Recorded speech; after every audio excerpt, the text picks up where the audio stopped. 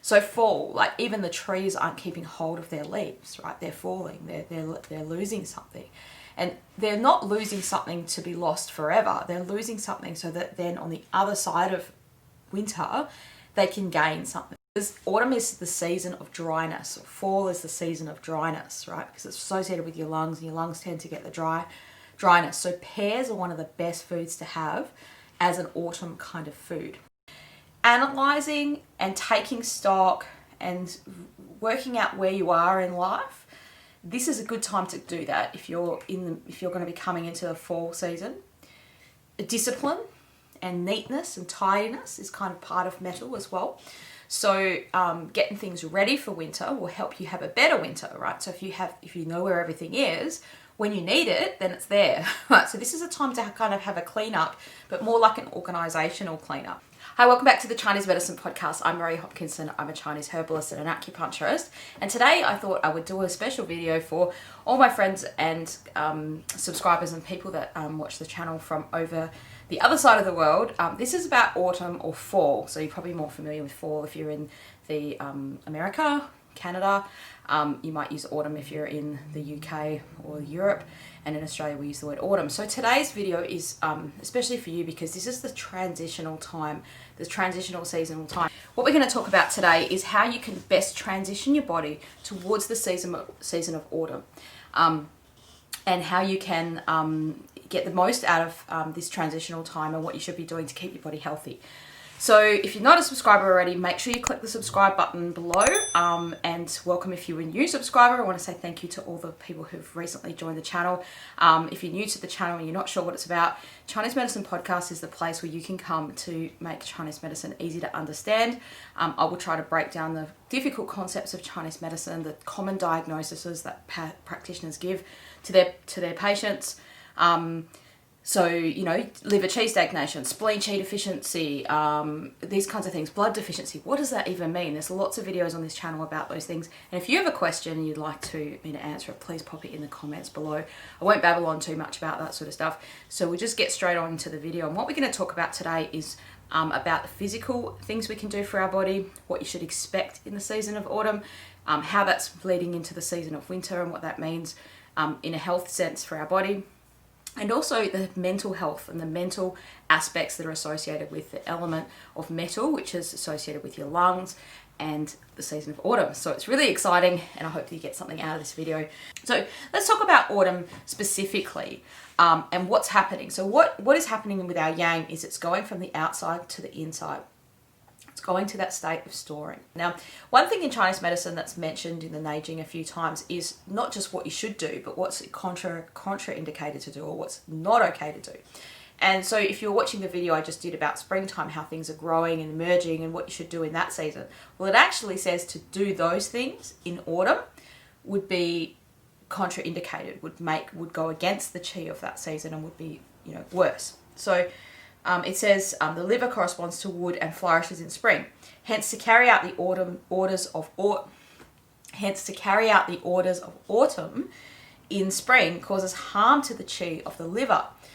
So you can go back and watch that video if you want and sort of think, okay, that like I mentioned, that spring is the season of doing new things, and spring is the kind of the season of momentum and growth and this kind of thing. And you need that movement, right, to be able to do that stuff. And so one thing that's important is as you're going towards the season of winter, it is that season of consolidation. It's that season of like gathering up and keeping what you've got, not sort of bursting forth with new things and new ideas. It doesn't mean you can't do that, but you're just not going to be going in tune with the season, right? And so this is why sometimes the things that we try to do in life are really hard in some times and really easier in other times. And maybe sometimes you look back and you think, okay, I've got the, you know, you've got the seasonal qi or the momentum of that kind of going with you. So I'm going to give you a couple of things that it relates to the metal element. And we'll talk about how, because metal is the element that relates to fall or autumn, and how we want to protect and look after that stuff and how maybe you can utilize those things. So these are some mental, emotional stuff, and I'm getting some of these things from this book called Between Heaven and Earth. And this has got a great little list of attributes of metal and all the different elements in there. So mental faculties are analysis, definition, discrimination, and synthesis. So analysing and taking stock and working out where you are in life, this is a good time to do that. If you're going to be coming into the fall season, this is a good time to do that. Not kind of thinking of new ideas, but thinking of, okay, what have I done so far? What's worked? What hasn't worked? And it's this kind of processing, and you can see where it's going, because in winter you're kind of just holding the fort in a way, right? And you're getting these ideas ready. You're getting things ready in your life to then emerge into the new stuff, in springtime. Biological functions is emptying. So metal relates to the lungs, but also relates to the large intestine. Now, something I've mentioned on this channel before is about sort of this idea of letting go, which is part of the lungs. So people that have trouble letting go can be people that hoard things, people that collect a lot of stuff without necessarily knowing why they do that, or needing to do that to kind of keep there's a psychological component for that, let's say. And being able to be free in like your sense of adventure, and your sense of like a freedom of that.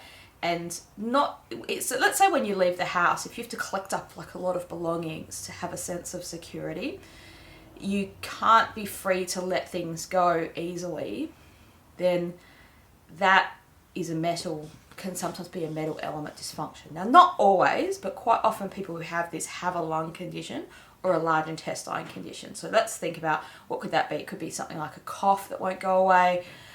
It could be shortness of breath. It could be constipation. Like that's a very big, like you think about letting go. Well, that's what your bowels do, right?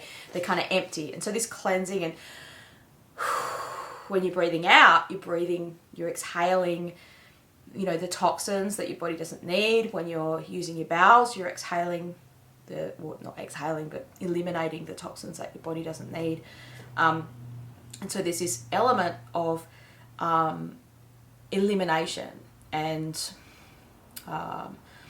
this idea that, like, so in a mental sense, you can think of it like, people that are able to let things go have a healthy metal element aspect. And so this might be a good time to kind of do that, right? So in the metal season, almost like a spring clean, but not so much like, hey, okay, a spring clean was often because people's homes were really, really cold, and they weren't able, like, if you've got a cold house and you don't have central heating or, some kind of like heater in there, it's freezing and you don't feel like getting up and moving around, you're stiff and sore, especially if you're older. And so then as soon as the weather gets warmer, you think, oh yeah, I'm going to get in there, I'm going to clean out the cobwebs, so you're kind of making ready for the new stuff. And that's part of that transitional stuff, right? You're getting your home ready to suit the next season. Well, you can do that in autumn as well, and kind of say, well, what are the things I want to keep? What are the things I want to consolidate? And what are the things I just need to let go of? Because I don't want to store up all this stuff for winter that I don't need, that I won't need to be able to make use of, right? So biological functions in emptying, inhibiting, contracting, and descending. So you can kind of think about that in terms of those elements, those organ functions. So that's the metal element goes down, right? The lungs descend, the bowels descend, right? Things move downwards, things move through that. The organs or tissues associated is the lung and large intestine, the nose, because that's where we breathe. So if people this is where a Chinese herbalist or an acupuncturist might use these connections to kind of help with the diagnosis. So if someone had a nose problem, then we could think about, is there a metal element problem there? Is it related to that? The skin, the hair, the body hair, the mucus secretions. So they're all related to the metal. So I'm going to go through a couple more psychological aspects of metal, and that'll kind of help you understand these kind of things you can do in this season, in this transition of autumn. So the metal element likes definition, it likes structure, it kind of likes things to be orderly and have their place. Now you see this in constitutional Chinese medicine, like practitioners like 5-element practitioners use this system to think about people have a particular constitution, they have a kind of a type that they belong to. And so you can see a metal type of a person. Now, they're like this all year round, not necessarily in this season. But they tend to have these kind of characteristics, right? So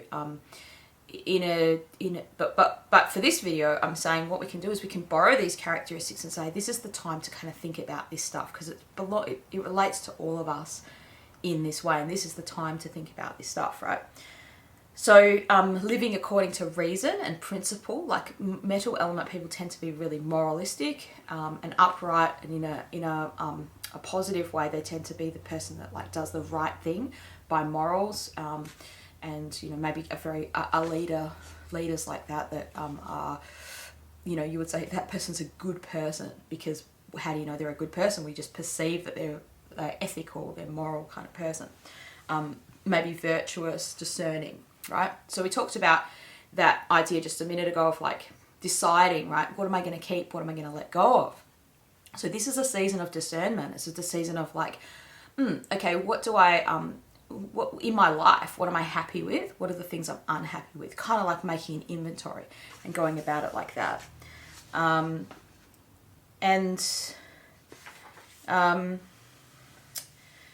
Discipline and neatness and tidiness is kind of part of metal as well.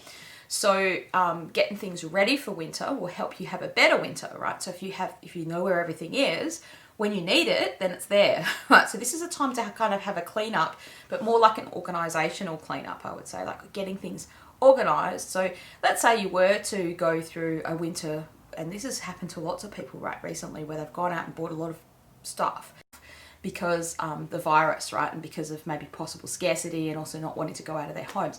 But then if you can't find where all that stuff is, right, if you don't have a good system for keeping all of your belongings and all of your stuff, when you need it, you don't know where it is. So this is a good time to kind of have a clean out, particularly if your food cupboards and the things that you do use. There's stuff that needs to be used up. There's stuff that you aren't going to keep. So think about that discernment work. Am I going to keep this? Am I going to use it? Do I need to throw it away? Like there's no point in storing it over winter if it's not going to be used. If it's out of date and you can't use it anymore, or something like that. So thinking about that and thinking about having some kind of order, and like especially if you're not a person that is into that, then this might be a big shock for you, right? You might think I'm not an orderly person, or I'm not as orderly, or I find it hard to get in and do that. But when I do, most people like a place that's orderly, like they feel like they can work better in that environment. But they might find it hard to kind of do that, or they might need someone like a video to tell them, hey, you need to kind of go and do that. But you're going to find that this is really beneficial to you in this season to do that. Now, there's areas in our life that we all have that we don't really look after, right? We don't really have a good organization system for those things. And sometimes it just takes, you have to say, right, I'm going to just go into my junk room and clean out my junk room and get those things organized and order them. Or get some help in that area to kind of do that. Now, metal element type of people tend to either be on the two ends of the spectrum of a disorder in this. So, like I said before, you can have someone who's an extreme hoarder who just has, and there seems to be no order in that, right? It's like disorder, it's just complete chaos. And why are you keeping all of these weird things that someone else might think are weird? And that person's like, no, I need them. That's my favorite cotton ball. Why would you throw that away? And then you've got other people on the other end of the spectrum who are extremely neat and extremely like OCD cleaning types of people. I saw a show once, which I love watching those hoarder shows, right? And this one show, they had the hoarder helping the OCD cleaner, and the OCD cleaner helping the hoarder. So this person was like cleaned with bleach like 10 times a day, like had this disorder, like really this. And actually in Chinese medicine, these two people are in the same category of like they've both got metal element issues, but just complete ends of the spectrum in an extreme version, right? So someone who has to clean, otherwise they feel like the world's going to cave in, and another person who's like, I can never throw anything away, otherwise my world's going to cave in and I'm not going to, have that sense of security. And both of those things, the reasoning for that, it can actually be the same, right?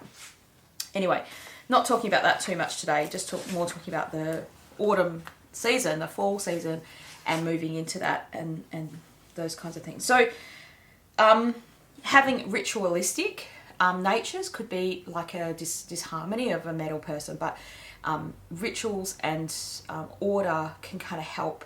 Well, rituals can help you create order, and they can kind of help you create a sense of coming into that stillness and coming into that place of like reflection. Now, reflection's more the earth, more the spleen, but it's still part of this idea of, hey, what has my life been like?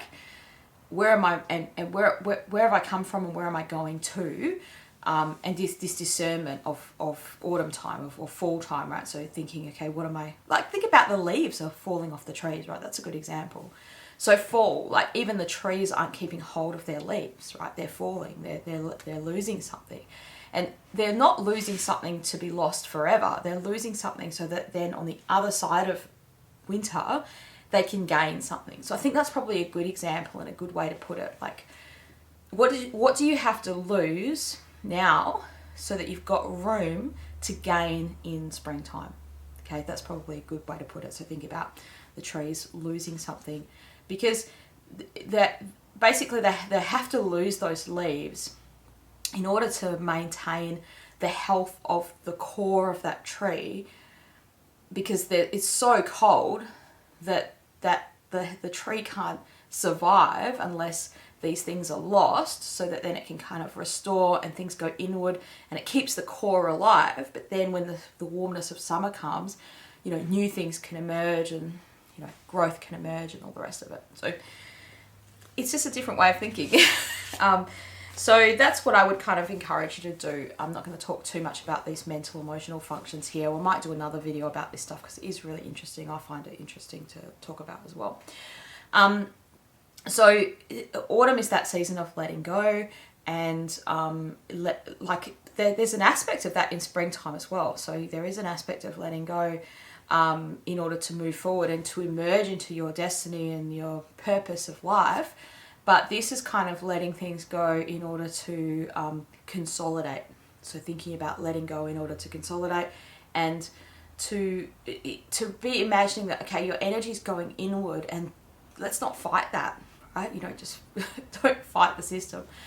So don't feel bad if you can't come up with new projects. Don't feel like frustrated, like it will get harder naturally to kind of come up with creative, newer ideas and innovative ideas. It doesn't mean you're not going to come up with them. Certainly in winter it's much harder than fall, and it's much easier in spring, right? So that's just how it is. So if you're a creative person, right, so you might be a person that just does things for projects, like now's the time to consolidate what you're already doing and to work on the systems in your business and maybe market the things that you're already doing, rather than try to come up with a new way, a new plan, and lots of new ideas.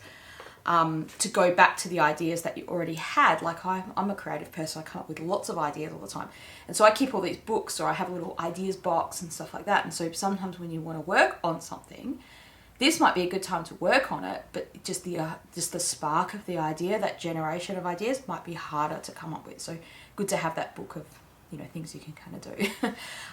And so then lastly, I just want to talk about sleep. So this is the season where you're kind of coming into that hibernation, where in winter you will need more sleep, or your body should have more sleep than it has in summertime. And so what are we doing? We're transitioning towards that. And so you kind of want to take note of what's happening in the season.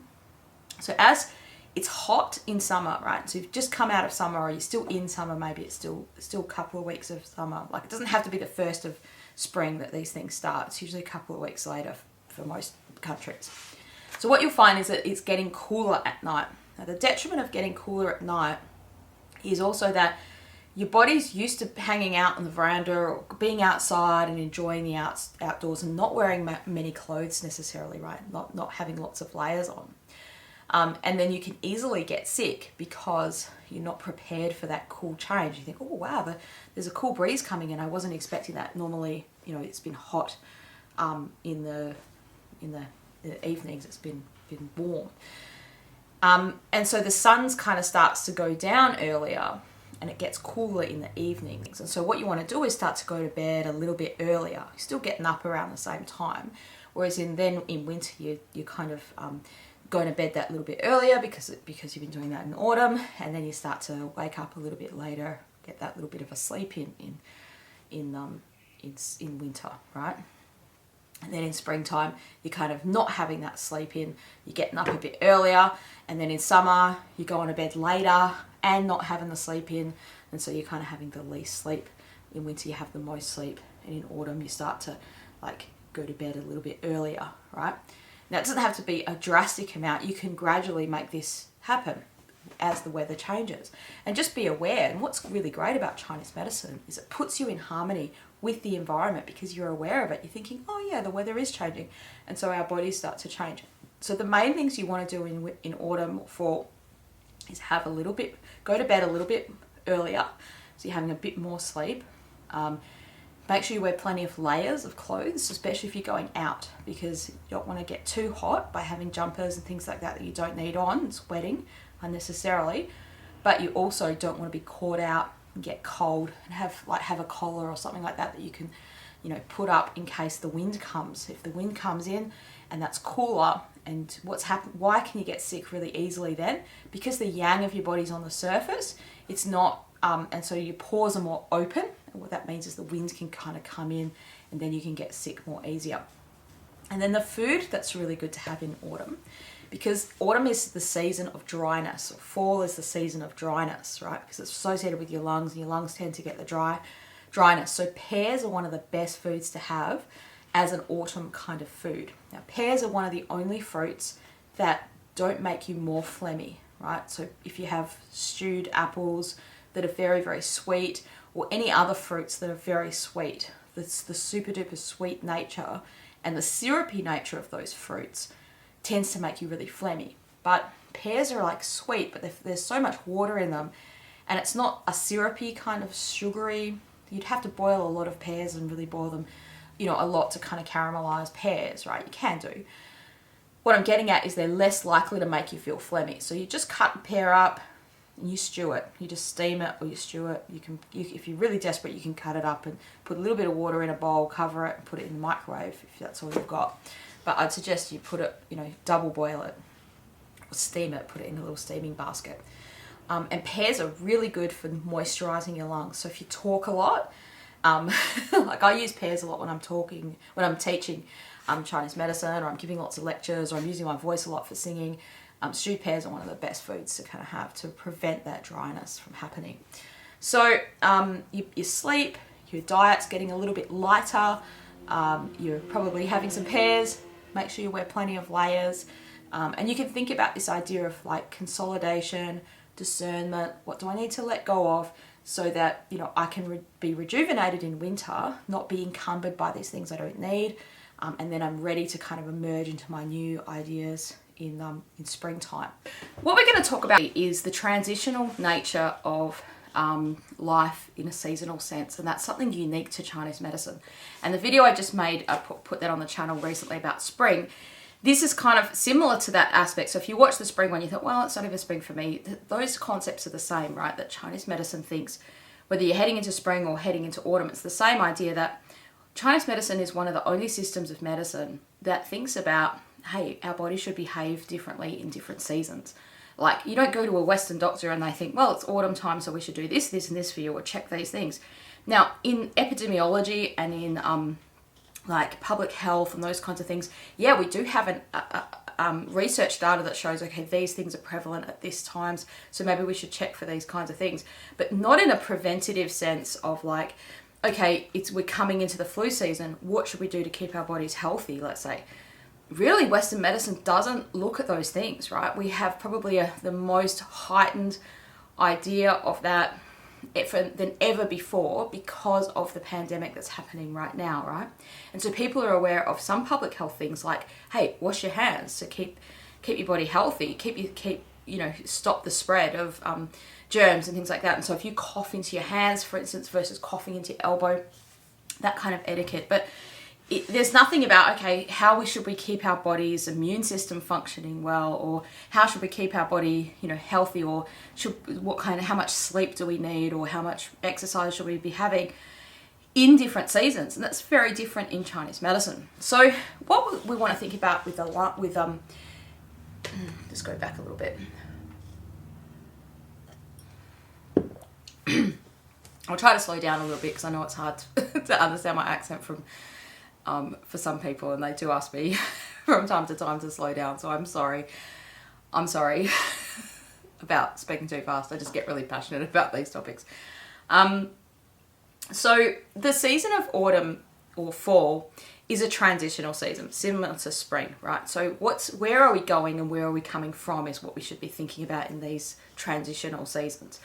So the yang of your body is going inwardly towards winter, right? And it's coming from being out on the exterior in summer. So the height of summer, your yang is the most far out it's going to get. Let's say it's at the most on the surface. And then at the winter solstice, or the height of winter, it's at the most interior that it's going to get. So there's this movement of our body from going in winter and then coming out in summer. So what's happening is that the yang of your body is going from the outside toward the inside, towards the interior. And why is it doing that? Is because it wants to have this, your body's going to go and have this season of like rejuvenation, of hibernation, if that makes sense. So think about animals that do actually hibernate, right? They put on a bit of an extra layer of fat. They eat more, in this season of autumn to try to put on that extra layer of fat so that then they can go and have a giant big sleep if you're a big bear. You go into this season of hibernation, you don't come out until it's time to, emerge in the springtime. Now, we don't do that as human beings, right? It's obvious, like, we don't go into like a 3-month sleep. And certainly I'm not saying you should put on an extra layer of fat for the winter, because you don't necessarily need to do that. But you do want to think about that season of kind of storing. And I think also if you think about things from a very natural perspective, so back at times where you didn't have refrigeration, you didn't have storage, what types of foods would be the most commonly eaten to sort of sustain you in those times? Will kind of help us to know what's healthy to have, right? So food wise, we should always eat what's in season. So you're coming from a time of summer where you can have a lot more raw foods, for instance. That's a big difference, right? So there's transition from a bit more raw, or quite a lot more raw if you're very healthy and you don't have any, those digestive issues. Then you might have been able to tolerate quite a bit more raw, let's say, in summertime. But then as the weather transitions to winter, certainly in Chinese medicine, they would say that is the one season where you shouldn't have any raw. So in autumn or fall, you're kind of thinking, well, you should be having less raw food and a little bit more cooked food. So let's say you're transitioning that on your plate. So you're having a lot more cooked in winter, right, towards 100% cooked. A lot of people just feel more hungrier in winter, right? Because one of the things that happens when you eat food is it warms you up, right? So that process of digesting, especially if you eat meats. I don't know if you've ever heard of the meat sweats, right? If someone eats a huge amount of meat, right, they go to one of these things where they eat like, half a cow kind of thing, or a little baby lamb, a whole thing. And you eat so much meat, it causes food stagnation, and you really just get like, all tight underneath your diaphragm. Well, your diaphragm itself is getting tight, but your stomach is getting all bloated, and you're getting, because of that, you get hot, and then you get sweating, and you get, like food stagnation. The typical diet of Christmas is really well tolerated, or welcomed in a cold climate. Now, I'm from Australia, and we have the hottest Christmas you can ever imagine. So Christmas has always been 40 degrees Celsius, which I don't know what that is in the other side of the world temperature, but it's bloody hot. Maybe 38 if you're lucky, and if you're really lucky it might be 30 degrees. But it's always a hot season around that time. It's always really boiling hot in it. Where I live, it's very dry kind of heat, but if you're over on Sydney, Melbourne area, it can often be quite a humidity kind of heat. And it's very rarely cold, right? But we're sort of indoctrinated into this like European lifestyle, because most people from Australia have, the early settlers were English people, and they've kind of propagated this diet, and that's where Christmas has kind of got its traditions from. Same as with America, they got their Christmas traditions from the English, but their culture, or their climate is a lot more the same. So it's very cold, and you obviously have snow and things like that in the UK, and you have that in the US, but in Australia it's hot and sunny. What I'm getting at is that typical hot diet, warming diet, that meaty diet, like, you know, like your roast meats and your kind of traditional roast for Christmas. I, you know, often have memories of being so full the next day, right? You know, you get food stagnation because you're just like so full you can't eat anymore, because that's what you do on Christmas Day. You eat and eat and eat. And that's probably better for you in wintertime. In summertime, that's like kind of the worst thing that you can do, is because your body just doesn't need that amount of food.